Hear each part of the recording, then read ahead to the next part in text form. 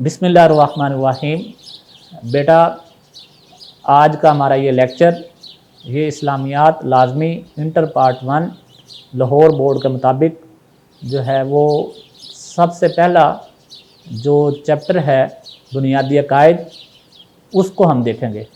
तो इसको बेटा हम इस लेक्चर को 3 हिस्सों में बनाएंगे।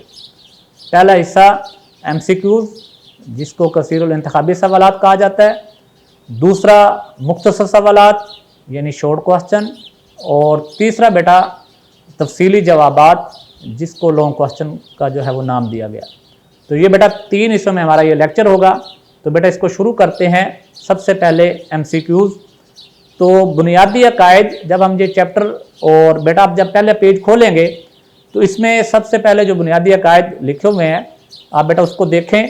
तो उसमें सबसे पहली लाइन में पहला सवाल MCQs का ये बनता है कि लफ्ज़ अकीदा किस लफ्ज़ से बना है? तो वो बेटा बना है अकद से। तो फिर पूछा जाता है कि पहला MCQ ये होगा कि अकद का माना क्या है? तो अकद का माना होता है गिरा लगाना या बांधना। दूसरा MCQ बेटा अकीदा का माना फिर क्या हुआ? तो अकीदा का लुग़वी माना है बांधी हुई या गिरा लगाई हुई चीज़। तीसरा बेटा इसी में हम जब बुनियादी अकायद पहले इसी पेज के ऊपर जब हम थोड़ा सा नीचे देखेंगे तो उसमें यह सवाल आता है कि बुनियादी अकायद कितने हैं? तो ये बेटा बुनियादी अकायद 5 हैं। तो ये बेटा इस तरह से हमारे 3 MCQs हुए। चौथा MCQs उसमें से ये होगा कि तौहीद का लुग़वी माना क्या है? तो तौहीद का लुग़वी माना एक मानना, यकता जानना। तो इस तरह से बेटा ये हमारे 4 पहले जो है वो पेज के ऊपर हमारे सवालात हो जाएंगे तौहीद वाले टॉपिक में से। आगे बेटा हम देखते हैं इसके बाद कौन सा जो है वो MCQs होगा। उसमें बेटा MCQs हमारा होगा तौहीद का लुग़वी माना भी हो गया, तो फिर उसके बाद तौहीद की अक़साम कितनी है?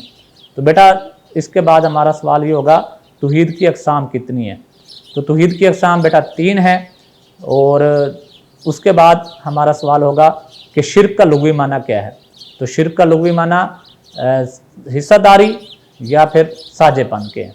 तो ये बेटा इस तरह से फिर इसी तरह से जिस तरह से हमने तौहीद में बताया है, तो उसके बाद हमारा होगा सवाल MCQs के शिर्क की अक़साम कितनी है? तो शिर्क की अक़साम भी 3 है। तो बेटा इस तरह से हमारे जो है वो 6 सवाल बन जाते हैं जो अभी हमने आपसे डिस्कस कर लिए हैं बेटा। इसके बाद हम शिर्क की अक़साम से आगे जाते हैं तो फिर तौहीद वाले टॉपिक में हमें और कौन सा सवाल मिलता है? तो वो बेटा मुख्तसर सवालात में जब हम तौहीद के ख़त्म हो रहा है जहाँ पे, तो वहाँ पे एक लॉन्ग क्वेश्चन है अक़ीदा तौहीद के इंसानी ज़िंदगी पर असरात। उसमें एक हेडिंग आती है बहादरी व इस्तिक़ामत व बहादरी। तो ये बेटा जो इस्तिक़ामत व बहादरी अगर आप बुक बेटा सामने रखे हुए हैं तो उसमें देखेंगे कि ये तीसरी हेडिंग बन रही है। तो उसमें बेटा इस्तिक़ामत व बहादरी, तो इसमें बेटा कुछ गज़वात का जिक्र किया गया है। तो उसमें ग़ज़वा बदर कब हुआ? तो इसका बेटा MCQs के तौर पर आ सकता है पेपर में। तो इसका ग़ज़वा बदर 2 हिजरी में हुआ। उसके बाद ग़ज़वा ओहद कब हुआ? तो बेटा उसका जवाब होगा 3 हिजरी में। और इसी तरह से ग़ज़वा खंदक कब हुआ? तो उसका जवाब बेटा 5 हिजरी। फिर सुलह हुदैबिया ये जो है वो 6 हिजरी में। इस तरह से ग़ज़वा हुनैन वो 8 हिजरी में। तो बेटा इस तरह से जो है वो ये सवालात होंगे। तो इनके इस तरह से आपने जवाबात देने हैं। तो ये बेटा MCQs का हमारा ये, इसको हम एक ही सवाल के तौर पर समझेंगे कि इन ग़ज़वात में से किसी की भी सन हिजरी पूछी जा सकती है कि कब ग़ज़वा हुआ है। उसके बाद बेटा जब तौहीद का टॉपिक हमारा ख़त्म हो रहा है और आगे रिसालत का टॉपिक शुरू होने लगा है, तो वहाँ पे एक पैराग्राफ दिया गया है परहेज़गारी के तहत। उसमें बेटा ये सवाल पूछा जाता है कि निजात व फलाह के लिए कौन सी चीज़ ज़रूरी है? तो निजात व फलाह के लिए बेटा 2 चीज़ें ज़रूरी होती हैं, ईमान और अमल सालेह। तो ये बेटा हमारे MCQs वाला हिस्सा मुकम्मल हुआ। अब हम बेटा इसमें मुख्तसर सवालात वाली तरफ जाते हैं। तो तौहीद के टॉपिक में बेटा हम 5 शॉर्ट क्वेश्चन के तौर पर समझ सकते हैं। 5 मुख्तसर सवालात को देखते हैं इस लेक्चर में। तो सबसे पहला बेटा इसमें जो है वो तौहीद के टॉपिक में सवाल ये होगा कि जब बुनियादी अकायद के बारे में हम देखें पैराग्राफ में, तो उसमें अकीदा का इस्तिलाही मफ़हूम क्या है? तो बेटा इसमें अकीदा का इस्तिलाही मफ़हूम पहली लाइन में शुरू हो रहा है और दूसरी लाइन में इसको ख़त्म किया जा रहा है। तो वो ये है कि अकीदा से मुराद इस्तिलाही मफ़हूम ये है कि वो इंसान के पुख्ता रटल नज़रियात को अकायद कहा जाता है कि इंसान के उन पुख्ता और अटल नज़रियात को अकायद कहा जाता है और इंसान के यही नज़रियात उसके अमाल का मुहरिक और सबब होते हैं, वजह होते हैं। तो ये बेटा अकीदा का जो है वो इस्तिलाही मफहूम बन जाएगा। सवाल जो शॉर्ट क्वेश्चन बनता है वो ये बनता है कि बुनियादी अकायद कौन कौन से हैं, उनके नाम लिखें। तो बुनियादी अकायद 5 हैं, उनका नाम तौहीद, रिसालत, मलाइका, आसमानी किताबें और आखिरत। तीसरा सवाल बेटा इसमें यह है कि तौहीद का इस्तिलाही मफहूम क्या है। तो तौहीद का बेटा इस्तिलाही मफहूम वो ये है कि सबसे बरतर व आला और सारी कायनात की खालिक व मालिक हस्ती के एक होने पर, यकता होने पर ईमान लाना और उसी ज़ात को इबादत के लायक समझना। तो ये बेटा तौहीद का इस्तिलाही मफहूम हो गया। इस तरह से हमारे ये 3 शॉर्ट क्वेश्चन इसमें बन जाते हैं।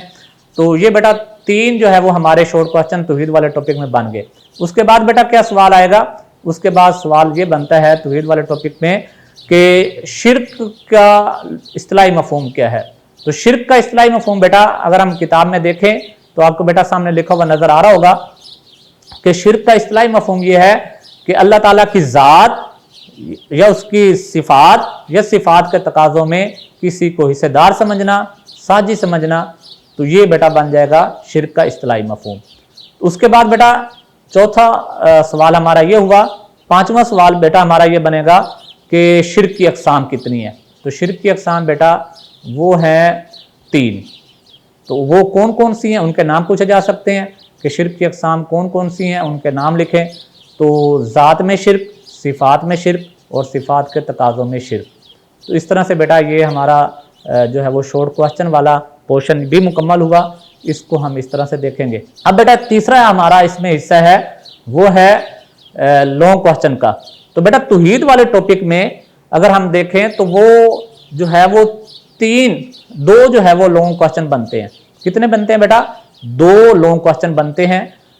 2 लॉन्ग क्वेश्चन कौन कौन से हैं, तफसीली जवाब कौन से हैं? सबसे पहले पेज पर अगर हम देखें तो वहां पे एक टॉपिक लिखा गया है वजूद बारी ताला। तौहीद का जहाँ पे लुग़वी और इस्तिलाही मफहूम लिखा हुआ है तो उसके नीचे लिखा हुआ है कि वजूद बारी ताला। तो बेटा ये एक एतराज़ का जवाब है कि जो अल्लाह तबारक ताला पर ईमान नहीं लाते, जो फ़लसफ़ी किस्म के लोग होते हैं, अक़लियात को मानने वाले होते हैं, जो कहते हैं कि हम उस चीज़ को मानते हैं जो हवासे खमसा में आती हैं, मतलब 5 चीज़ों में आती हैं, सूंघना, चखना, बोलना, ज़बान से चखना। तो ये बेटा जो 5 हवासे खमसा यानी जो हवासे खमसा यानी 5 चीज़ें जिनसे महसूस किया जा सकता है, देखना, सुनना, चखना, सूंघना और छूना, तो वो उसके मुताबिक कहते हैं। तो बेटा ये यहाँ पे एक एतराज़ का जवाब है। तो इसका जवाब अक्ल के हिसाब से ये दिया जा सकता है कि अगर कोई भी चीज़ उसको जो है वो ऊपर फेंका जाए तो वो नीचे आती है। कोई भी चीज़ आप लें, आप उसको ऊपर फेंकेंगे तो वो नीचे आएगी।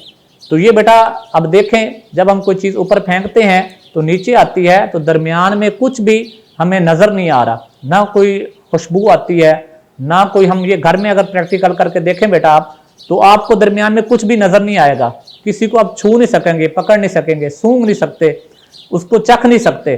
तो ये बेटा हवासे खमसा में नहीं आती, लेकिन उन्हीं के नज़रियात के मुताबिक ये दरमियान में एक वजूद पाया जाता है, उसको न्यूटन के कानून के मुताबिक जो है वो कशिश शकल कहते हैं।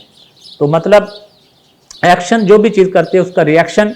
तो इस हिसाब से बेटा तो इसके दरमियान में जो कशिश शकल है तो उसको बेटा जो है वो ना छुआ जा सकता है, ना जो है वो उसको जो है वो सूंघा जा सकता है, ना देखा जा सकता है, लेकिन उसके वजूद को माना जाता है। तो ये बेटा एक अकल के मुताबिक साइंस से ताल्लुक़ रखने वाले बच्चों के लिए, और भी जैसे आप मुझे देख रहे हैं, सुन रहे हैं, लेकिन ये शुआएँ हैं जिनको ना छुआ जा सकता है, ना देखा जा सकता है, ना जो है वो कोई पकड़ सकता है, ना सूंघ सकता है, लेकिन इनका वजूद तस्लीम किया जाता है, माना जाता है। तो इस तरह से बेशुमार चीज़ें ऐसी हैं जो हवासे खमसा में नहीं आती, लेकिन उसके बावजूद उनका वजूद माना जाता है। तो इसलिए अल्लाह तबारक तआला की ज़ात वो भी इंसान को, ना इंसान उसको देख सकता है, ना उसको छू सकता है, ना वो इन 5 हवासे खमसा में आती है, लेकिन उसका वजूद मौजूद है। तो बेटा ये जो है वो थोड़ी सी तमहीद इस पर बताई है। बाकी आप इस बुक में देखेंगे तो वो कुरानी आयात के मुताबिक बुक में भी घड़ी साज की मिसाल दी गई है, اور उसके साथ साथ मकान की तमीर करने वाले की मिसाल दी गई है कि जब तक घड़ी साज ना हो तो घड़ी नहीं बनती, तो कोई भी चीज़ बनाने वाला वो होता है तो फिर बनती है। तो इतनी बड़ी कायनात वो बगैर बनाने वाले के कैसे बन सकती है। बाकी बेटा आप देखेंगे तो इसमें मुख्तलिफ आयात दी गई हैं, तो 10 आयात वो दी गई हैं, उनका तर्जमा और उस तरह से उनमें से जो है वो उनका जो है वो खुलासा और उनका मफहूम बयान करेंगे, तो ये हमारा लॉन्ग क्वेश्चन मुकम्मल हो जाएगा। दूसरा बेटा इसमें बड़ा अहम सवाल तौहीद वाले टॉपिक में देखें तो उसमें बेटा आखिर पे जहाँ पे तौहीद का टॉपिक ख़त्म हो रहा है तो वहाँ पे हम देखते हैं कि सवाल ये है कि इंसानी ज़िंदगी पर अकीदा तौहीद के असरात क्या हैं। तो बेटा जब हम इसको तौहीद वाले टॉपिक को अच्छे तरीके से समझ लेंगे, पढ़ लेते हैं, इसको तवज्जो के साथ हम जब देख लेते हैं, इसके ऊपर गौर करते हैं, तो बेटा उसमें हमें एक बात ये समझ आती है इंसानी ज़िंदगी पर अकीदा तौहीद के क्या असरात होते हैं। तो अब हमें इसको समझना आसान है कि फ़र्क पहले बेटा समझ लेंगे, सवाल की कैफियत समझेंगे तो खुद ब खुद जवाब बन जाएगा। वो ये है कि अगर एक शख्स अल्लाह को एक मानता है, उसकी ज़ात में भी, उसकी सिफ़ात में भी, उसके सिफ़ात के तकाज़ों में भी, खालिक भी उसी को मानता है, राज़िक भी उसी को मानता है, तो कादिर भी उसी को मानता है, तो उसकी ज़िंदगी कैसे होती है। और एक वो शख्स जो अल्लाह ताला की ज़ात को नहीं मानता, उसकी सिफ़ात को नहीं मानता, उसकी शान और शौकत को नहीं मानता, उसकी ज़िंदगी कैसे होती है। तो जब दोनों में हम फ़र्क करेंगे तो वो सवाल हमारा बन जाएगा। तो क्योंकि हमने यहाँ पे मानने वाले की बात लिखनी है कि जो शख्स अल्लाह ताला को एक मानता है, अकीदा तौहीद पर ईमान रखता है, उसकी ज़िंदगी कैसे होती है। तो बेटा इसमें हेडिंग उनको हम देख लेते हैं, तो इस तरह से हमारा लॉन्ग क्वेश्चन हल हो जाएगा। सबसे पहले बेटा सबसे पहली हेडिंग इज़्ज़त नफ्स। इज़्ज़त नफ्स से क्या मुराद है कि अगर हम गौर करें तो इंसान को अल्लाह तबारक तआला ने अशरफुल मखलूकात बनाया है। तो अब इंसान अशरफुल मखलूकात हुआ तो बाकी जितनी भी मखलूक हैं वो उससे मकाम और मर्तबे में कम हुई।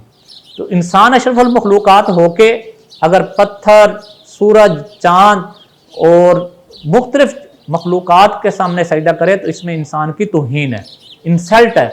और अगर इंसान जो है वो अल्लाह तबारक व तआला जो खालिक भी है, मालिक भी है और सारी कायनात का खालिक और मालिक है और उसका निज़ाम चला रहा है, उसके सामने सजदा करता है, तो इसमें इंसान के लिए शर्फ की बात है, इज़्ज़त की बात है, फ़ख्र की बात है कि उसके सामने पेशानी झुका रहा है जिस मालिक ने उसको तख्लीक किया है, जिसने ज़िंदगी की सारी नेमतें अता की हैं। तो इसमें इंसान की इज़्ज़त नफ्स बढ़ती है। तो इसलिए अल्लामा इकबाल रहमतुल्लाह का यहाँ पे शेर भी बेटा लिखा है, उसको भी आप जो है वो कोड करेंगे। तो इस तरह से ये हमारा जो है वो लॉन्ग क्वेश्चन के लिए पहले हेडिंग बन जाएगी। इनकिसार क्या मफहूम है इसका कि जो अल्लाह ताला की ज़ात को एक मानता है वो इस बात का शऊर रखता है, उसके पास जो भी खूबी है, जो भी सलाहियत है, जो भी अकल, जहानत और उसको दौलत, जो भी अल्लाह ताला ने उसको खूबी और सलाहियत और कमाल दिया है, ये उसका ज़ाती नहीं है बल्कि उसको अल्लाह ताला ने अता किया है। तो जिस मालिक ने अता करने पर कुदरत रखता है तो बंदा ये भी मानता है कि वो जब चाहेगा वो वापस भी ले सकता है। तो इसलिए जब किसी की कोई ज़ाती चीज़ है ही नहीं तो वो गुरूर और तकब्बुर नहीं करेगा। गुरूर और तकब्बुर बंदा तब करता है जब वो ये समझता है कि जो चीज़ मेरे पास है, खूबी है, दौलत है, इख्तियार है, कुव्वत है, ताकत है, ये मेरा ज़ाती है, तो फिर वो गुरूर और तकब्बुर की तरफ जाता है। लेकिन जो अल्लाह को एक मानने वाला होता है, अकीदा तौहीद का मानने वाला होता है, वो हमेशा आजिज़ी और इंकिसार करता है। उसको पता है कि ये सब कुछ अता करने वाली अल्लाह ताला की ज़ात है और वो जब चाहे वो ले भी सकती है। तो इसलिए वो गुरूर और तकब्बुर नहीं करता, इसलिए उसमें इंकिसार आता है। तीसरी हेडिंग बेटा इसमें वो हम देखते हैं कि वुसअत नज़र है। अब क्या मफहूम है वुसअत नज़र का? इसका बेटा वुसअत नज़र का मतलब ये है कि ज़हरी मफहूम में तो यही समझ आ रही है कि नज़र का वसी होना। तो नज़र का वसी होने से मुराद ये है कि नज़र से मुराद है सोच, ख्याल। तो ये है कि जो अल्लाह को एक मानता है तो उसकी सोच का ज़ाविया वसी होता है, वो तंग नज़र नहीं होता। तंग नज़र का ये बेटा मुतज़ाद है। तो मतलब ये है कि वो तंग नज़र नहीं होता बल्कि वो जो भी उसके पास खूबी हो, कमाल हो, सलाहियत हो, वो सब के लिए होती है, क्योंकि उसको पता है कि जिस खालिक को, जिस मालिक को, जिस अल्लाह की ज़ात को मैं मानता हूँ, जिस पर मेरा ईमान है, वो सारी मखलूक का खालिक है।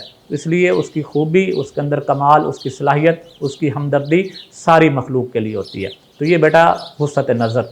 और चौथी हेडिंग वो बेटा बनेगी इस्तिकामत व बहादुरी।